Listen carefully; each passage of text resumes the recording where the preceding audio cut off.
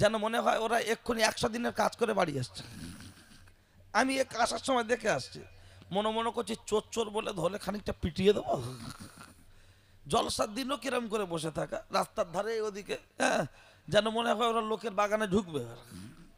ঠিক আছে, চলেন, আল্লাহ কবুল করুক। এই হীরাপুরের মানুষ এই যে মোহাব্বত করে, আমি অনেকদিন আগে একবার এসেছিলাম, তারপরে এক আধবার যোগাযোগ করেছে, কিন্তু আমার সময় হয়ে ওঠেনি। তো আজকে যখন এসেছি, আপনারাও আছেন বসে, আমিও ধরবো কোষে, যা আছে কপালে হয়ে যাবে সকালে, ছেঁড়া কাতা বগলে, টেনশনের কিছু নেই। চলুন এবার আলাপ আলোচনা, আর একবার তকবির দেবো, দিয়ে আলোচনা বিদ্যুৎ গতি আগাবো। কারো জবান যেন বন্ধ না থাকে। নারাই তাকবীর। হয়নি হয়নি কেন? বাড়িতে জামাই জেগে গেলে কি মেয়ে রেগে যাবে? অন্তত একটু জোরে দেন। তাবারকে গোশ আছে না নাই? আজকে শুধু এই গ্রামে 9টা মাল পড়েছে, 9টা। শুভেন্দু যদি শোনে এদের মার্ডার করে দেবে না?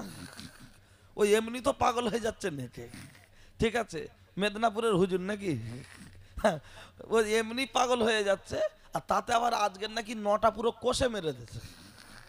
ও তো শুনলে এমনি হার্ট ফেল করবে। এই খবরটা যদি দিলীপ ঘোষ শোনে, ওর বিরুদ্ধে মামলা করবে না? তো তোর জেলায় 9টা পড়লো কি করে একদিন, আবার একটা গ্রামে? ঠিক আছে, একটু নড়ে চড়ে আল্লাহর নামে ধ্বনি দেব। সে আপনার কারো জবান যেন বন্ধ না যায়। প্রাণ খুলে উচ্চ আওয়াজে নারাই তাকবীর।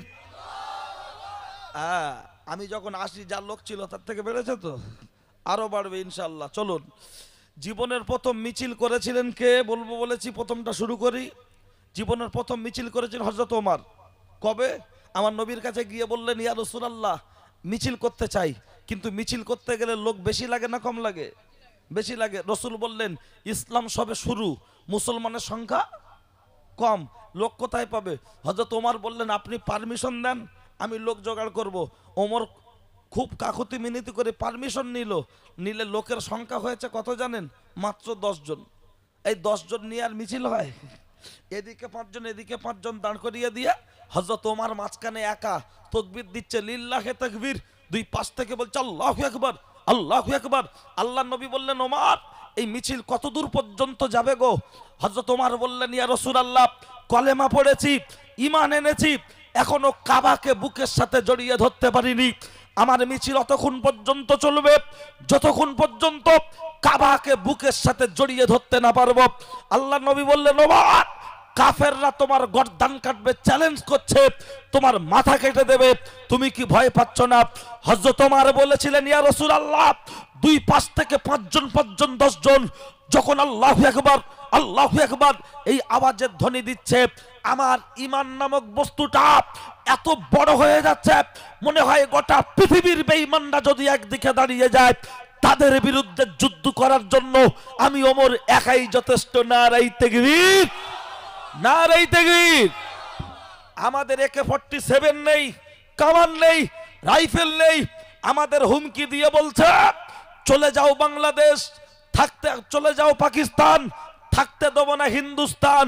আর আমরা বলছি, জন্ম আমাদের হিন্দুস্তান, যাব না বাংলাদেশ পাকিস্তান, এখানেই আমাদের জন্মস্থান, এখানেই আমাদের হবে কবরস্থান। আবারও যদি দেশের জন্য রক্ত দিতে হয়, রক্ত দেব, জন্মভূমির 1 ইঞ্চি মাটি ছাড়ব না। নারাই তাকবীর, নারাই তাকবীর। এই আমাদের কাগজপত্র আছে না নাই? সব আছে, শুধু নামের বানান ভুল। না ঠিক না ভুল? সব আছে, নামের বানান ভুল। কারণ যারা ওই নামগুলো লিখছে ওরা তো পড়াশোনা করে চাকরি পায়নি, নেশা করে চাকরি পেয়েছে। মাল দিয়ে লিখে দেয়া হচ্ছে, দেখে দেখে ভুল করছে, মানে পড়াশোনা করেছে। তা ঠিক আছে, বসেন, দেখা যাক কতটুকু কি হয়। তারপরে চলুন, আমি 6টা প্রশ্নের মধ্যে একটা বলেছি, বক্তব্যের মাঝে আরো বেরিয়ে আসবে। প্রথমত বলি যে জলসা দিবেন কেন আর বসবেন কেন? বর্তমান সমাজ, ছেলেরা যারা চাঁদা তুলেছে, অনেক বড় লোক দেখবেন যাদের কাছ থেকে আশা করেছে 2000 দেবে, তারা 500 টাকা দিয়ে এমন ভাব করছে মনে হয় যেন ও টাকা এখানে দেবে না, ভেলোরে দেবে, ব্যাঙ্গালোরে দেবে, অ্যাপেলে দেবে। কি আপেল খেয়ে দেবে? ওষুধ খেতে। আর যাদের কাছ থেকে 1000 টাকা আশা করেছিল গরিব মানুষ, এই 500 টাকা আশা করেছিল, তারা অনেকেই 1000 টাকা দিয়ে দেয়। কথা ঠিক কি না? আসলে সবার টাকা ভালো কাজে লাগে না। ওদের মেলায় যাবে, খেলায় যাবে, জরিপানায় যাবে, অ্যাক্সিডেন্টে যাবে, হ্যাঁ, কিন্তু ভালো কাজে লাগে না। আর এই জায়গায় বসে আমি সাদ্দাম হোসেন ওপেন চ্যালেঞ্জ করছি, একটি কোরআন একটি হাদিসের আলোকে বাস্তবটাকে একটু দেওয়ার চেষ্টা করছি। যে জলসায় কেন বসবেন, জলসা কেন দেবেন, এটা বোঝানোর জন্য বর্তমান সমাজ ব্যবস্থায় চলছে চাই না, সে আমাদের চায় না, আমরা তাকে ছাড়ি না, পকেটে ছাড়া রাখি না, তাকে ছাড়া বাঁচি না, যার নাম হলো মোবাইল।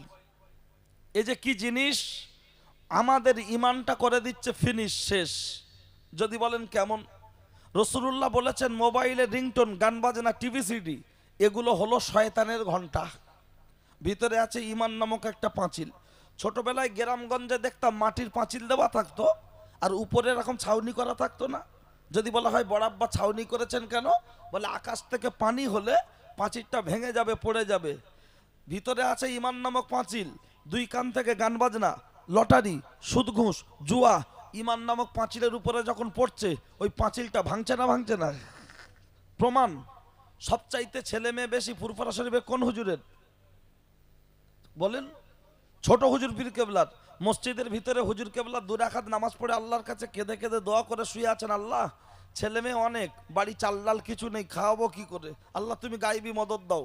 কিছুক্ষণ পরে একটা মানুষ এসে ছোট হুজুর পীর কেবলাকে ডেকে তুললেন, সালাম দিলেন, হাতে হাতে মোসাফা করলেন, একটা ব্যাগ দিলেন, বললেন আমি চলে যাওয়ার পরে দেখবে। ব্যাগটা খুলে দেখলো অনেক টাকা। হুজুর খেলেন না, চলে গেলেন মেজো ভাইয়ের কাছে, মুফতি আজম বাংলা আসাম। গিয়ে বলল, মেজো ভাই আমি তো তাবিজও করিনি আর টাকাও বাকি নেই, কিন্তু এই টাকাটা আমাকে দিয়ে গেল, কি খাওয়া যাবে? মেজে হুজুর কিছুক্ষণ চুপচাপ থেকে বললেন, এই ছোট ভাই তুমি মসজিদে শুয়েছিলে? বলল হ্যাঁ। তোমার বাড়ি চাল ডাল আছে? চুপ করে আছেন। চুপ করে আছেন মানে নেই।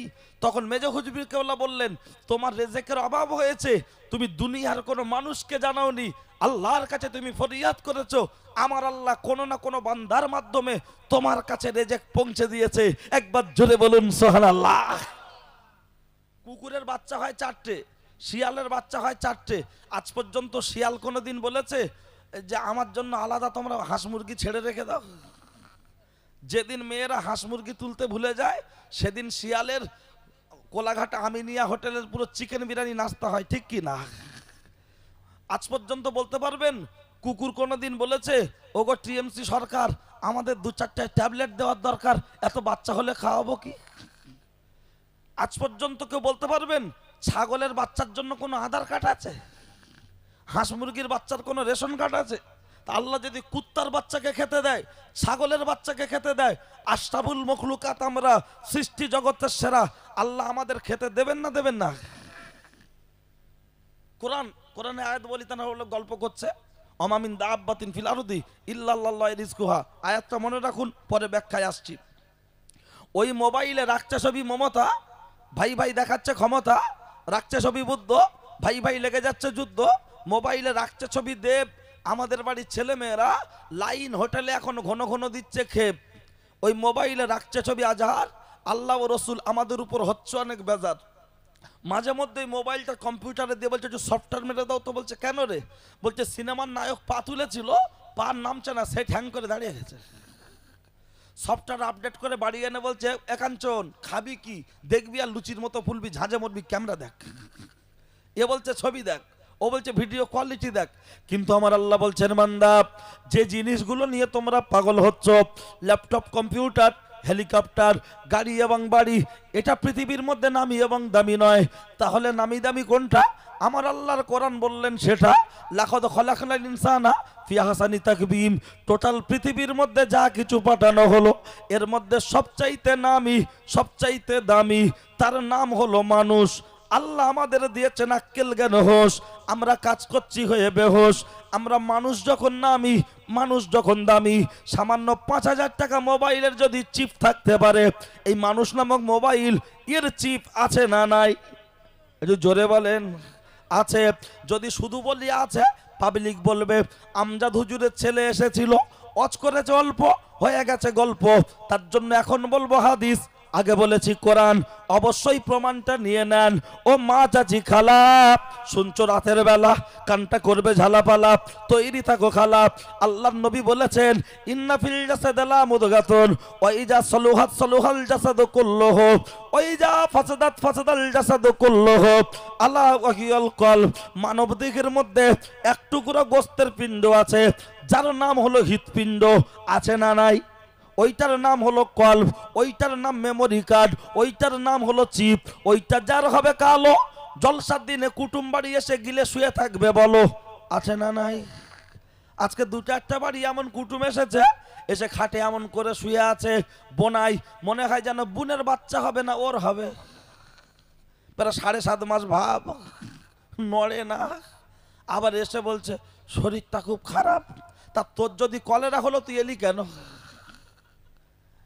কি বললে অসুবিধা আছে নাকি? অসুবিধা নেই তো। 9টা গরু খেয়া শুয়ে থাকবে আমার সহ্য হয়? ওর যদি খুব মান সম্মান লাগে এখনো সময় আছে, দোস্ত উঠে আয়। আর যদি আরো মান সম্মান লাগে গালে আঙুল দিয়ে বমি করে বাড়ি যা। এক জায়গায় বলেছি একটা লোকের নাম ইট নিয়ে তেড়ে আসছে, কমিটির ছেলেরা ধরে ফেললো। আমি বুঝতে পারি না, আমার মারবে না গাড়ি মারবে আল্লাহ জানে। তাই বললাম চাচা কি খবর? বলছে তুমি এমন অজ করেছো আমার মেয়ে জামাই না খেয়ে বাড়ি চলে গেছে।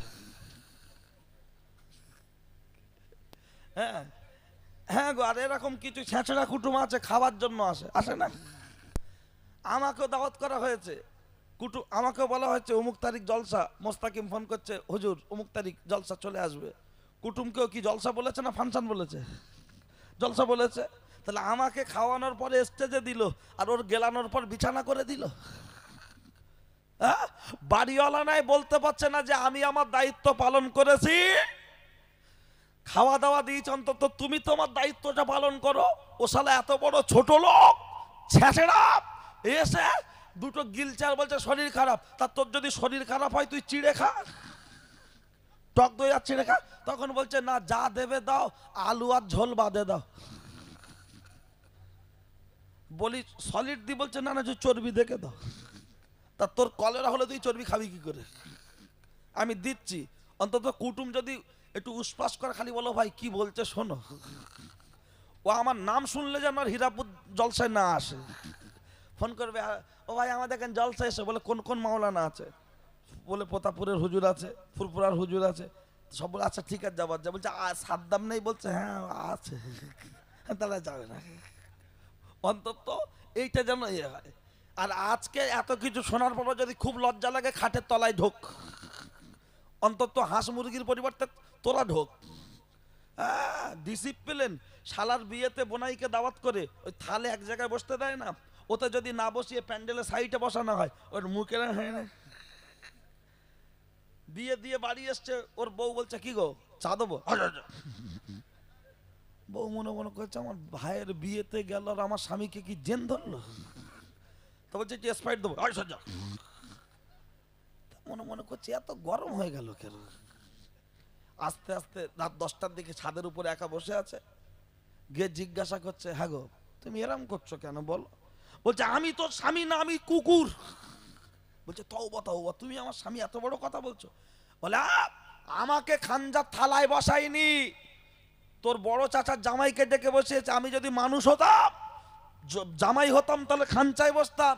বড় চাচার জামাইতে খানচায় বসেছে। ওর বেলা ডিসিপ্লিন আছে, শালার বিয়েতে দাওয়াত করলে খানচায় বসতে দিতে হয়, আর জলসার দিন দাওয়াত করে বাড়িতে এনে গিলিয়ে শুয়ে থাকতে হয়। এর ডিসিপ্লিনটা নেই। অন্তত এরা তো আর আমার জীবনে দাওয়াত করবে না। মনে মনে করবে আল্লাহ এই এরম বিষাক্ত প্রয়োজন কোথায় ছিল। কিন্তু না বললে উপায় নেই, কারণ এখন তো বক্তারা যা বক্তব্য করছে তাতে 2 ঘন্টা টাইম পেলে 12টা গজল, আর শুধু সুবহানাল্লাহ আধ ঘন্টা কিয়াম। তাহলে ওয়াজ হবে আর কখন? কি বলছি মাথায় ঢুকছে? চলছে তো তাই। কিন্তু আজকে সমাজে ক্যান্সার হয়েছে, ক্যান্সারের ওষুধ নেই। আমি যে 5টা 6টা পয়েন্ট বলেছি এগুলো সমাজের প্রয়োজন আছে না নাই? যার বাড়িতে একটা মেয়ে আছে আই বুড়ো, বিয়ে দিতে কথা ভাবলে চোখ দিয়ে পানি এসে যায় না বাপ, কিভাবে বিয়ে হবে? আর আমাদের ছেলেরা এরা সব জানা মনে হচ্ছে অন্যরকম ভাব। তা ঠিক আছে চলেন, আপনাদেরকে অসুবিধা লাগছে সব ঠিক আছেন তো? হ্যাঁ, একটু মাঝে মধ্যে বলবেন, কারণ শেষ রাতের জলসা তো। আর জলসায় আমি দেখেছি এই শেষ রাতে জলসা আমাকে দেয়, সবাই যখন ঘুমোচ্ছে বলছে হুজুর এবার তুমি যাও। তা কোন রকম গিয়ে আমি তো এখন হসপিটালের বেডে যখন রুগী আছে তো অপারেশন না করে ছাড়া যায়, ওই জন্য একটু অপারেশন করছি। তাবারকে আছে গোশ, আমাদের দেখাতে হবে জোশ, কথা ঠিক কি না? গোশ আছে তো বিরিয়ানিতে? হ্যাঁ, এই হীরাপুরে আবার গোশ ছাড়া বিরিয়ানি হয়? ও জানে আমরা ঠিক সময় মতো সুযোগ পেলে ওর কষে মেরে দেবো, মাটি ফেলতে দেবো না। কে বুঝতে পেরেছেন তো? সতীনীর আবার নাম ধরে, ইশারা ইঙ্গিতে বুঝে নিতে হবে। কথায় কথায় জেহাদি, কথায় কথায় জেহাদি, এক মুখে করকম কথা। গিরিগিটের কালার দেখতে হবে না, অন্তত কালার যদি দেখতে হয় রাজনীতির নেতাদের কালার দেখুন।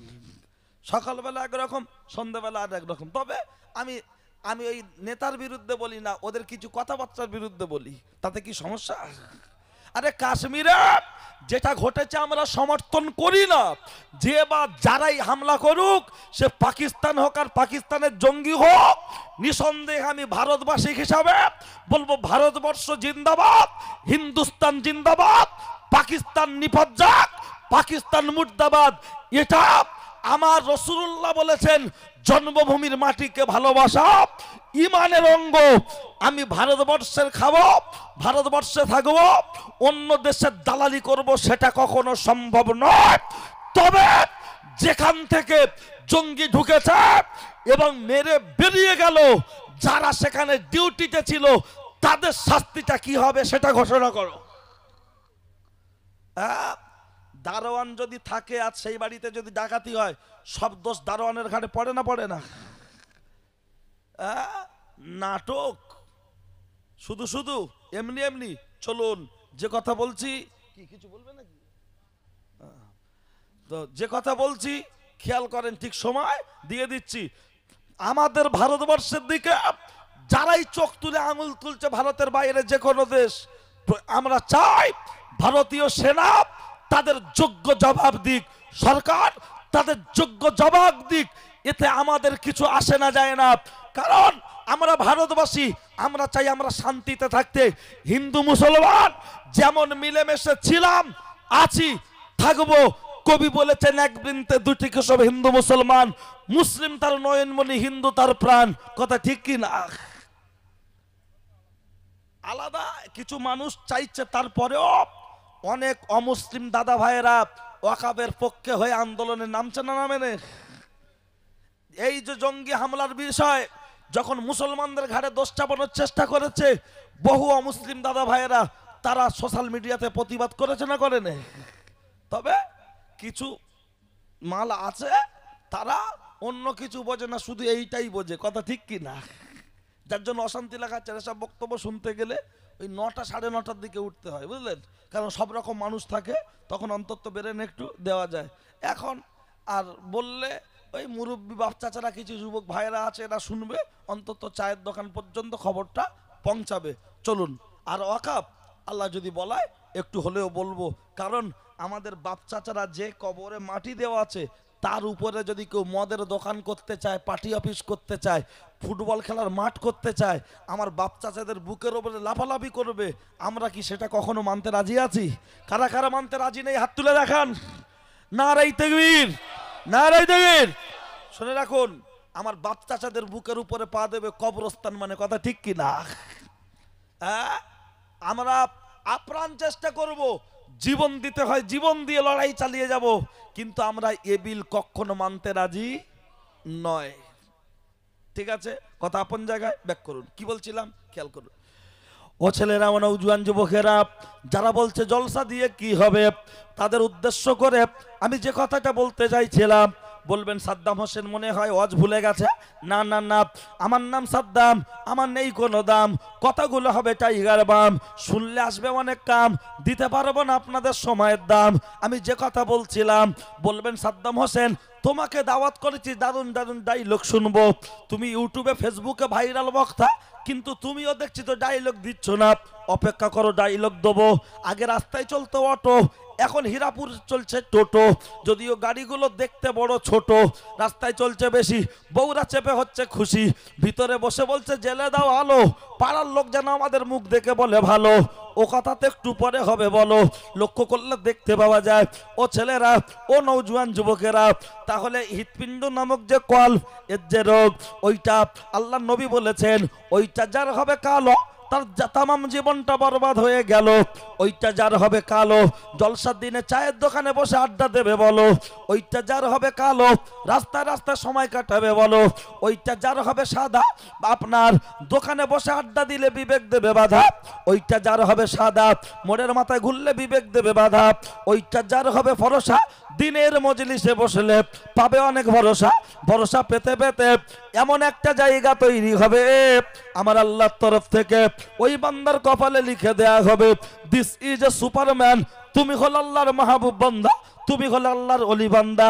এখন আমার জিজ্ঞাসা হলো, ও ছেলেরা জামা ময়লা হলে ওকে সার্ফেই ডুবিয়ে ধোলাই করতে হয়, গাড়ি খারাপ হলে গ্যারেজে পাঠাতে হয়, মোবাইল খারাপ হলে সার্ভিস সেন্টারে পাঠাতে হয়, সর্দি কাশি ডায়রিয়া কলেরা হলে হসপিটাল ডাক্তারখানায় ট্রিটমেন্ট করতে হয়। এই হৃৎপিণ্ড নামক যে কল্প, এই যে মেমোরি, এর যে রোগগুলো আছে পৃথিবীর কোন হসপিটালে ট্রিটমেন্ট করবেন? যারা বলছে জলসা দেওয়ার দরকার নাই, ওরে বাপের বেটা কপাল ফাটা মাথা মোটা হতভাগা নাদান, তোমার কাছ থেকে আমার জানতে মন চাইছে। বলবেন তাহলে এর আবার কি রোগ থাকতে পারে?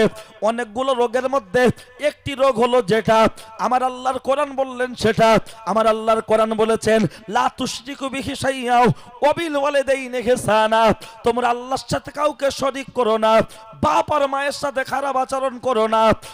আর লক্ষ্য করলে দেখতে পাওয়া যায় আজকের দিনেতে বিভিন্ন মাজারে মান্নত করছে, হাজত করছে, আর মুসলমানদের বাড়ির কিছু ছেলে বিভিন্ন হুজুরের পায়ে গিয়ে সেজদা দিচ্ছে।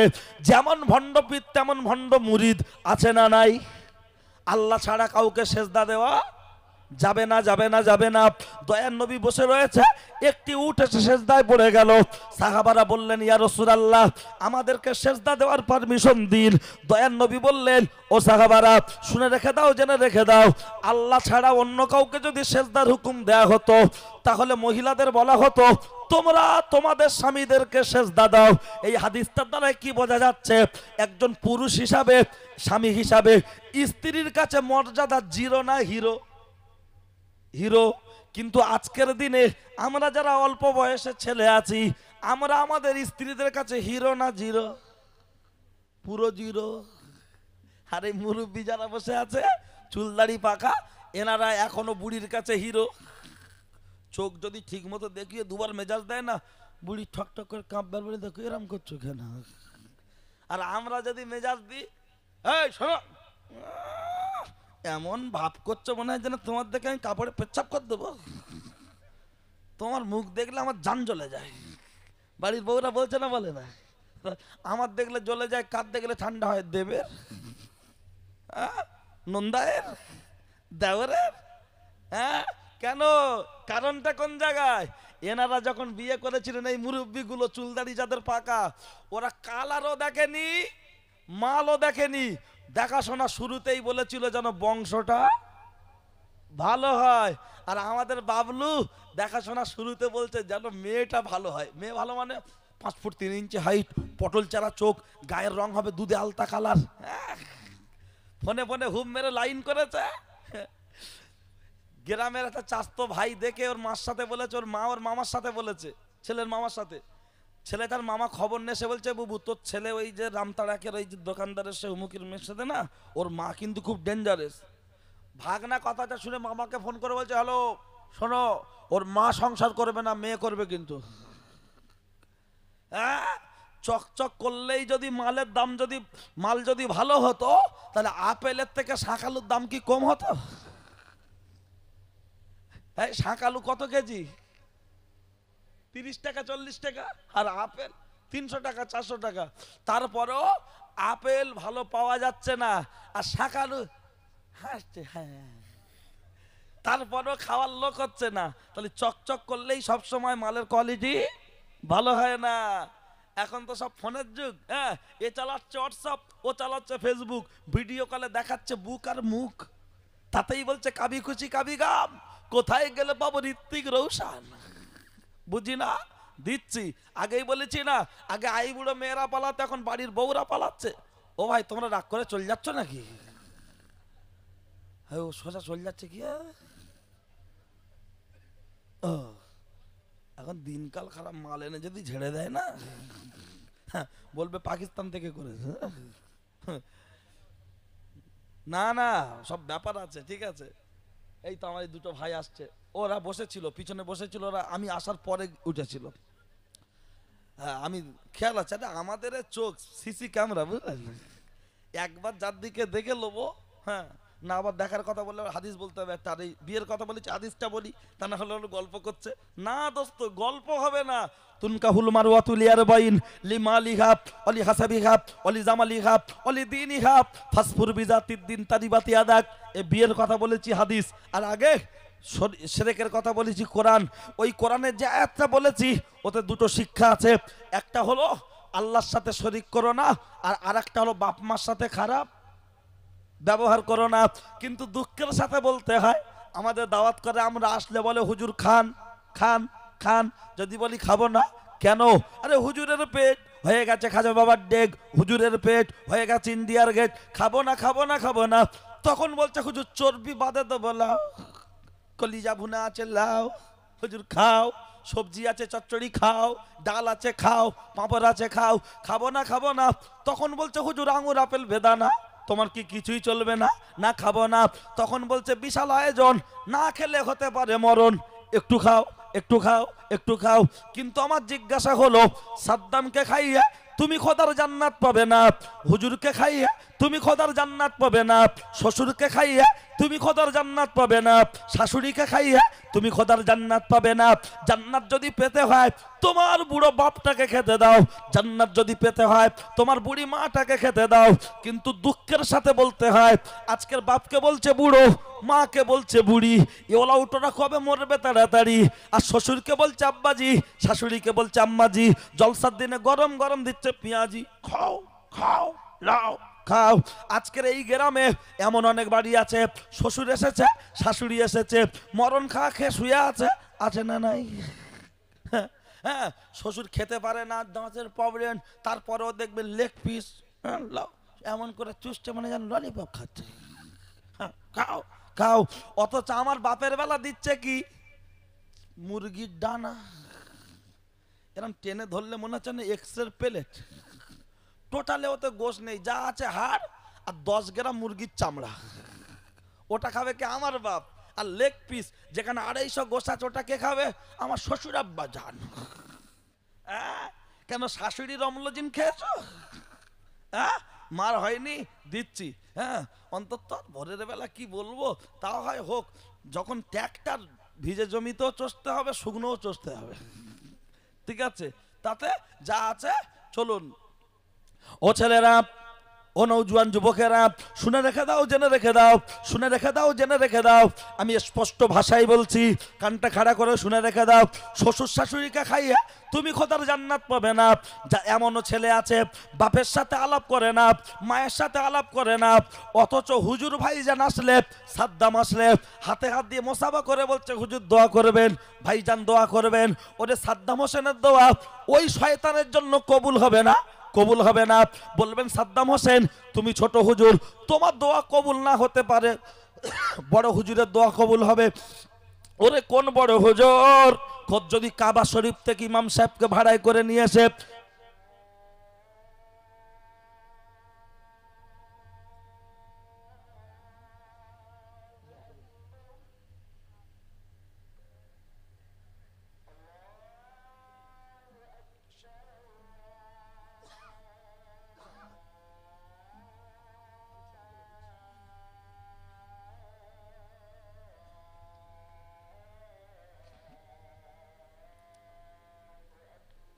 চলে যাওয়ার কারণ নেই, আমরা সবাই নামাজ পড়বো, বসেন, ঠিক আছে? ঠিক সময় শেষ করে নামাজ পড়তে।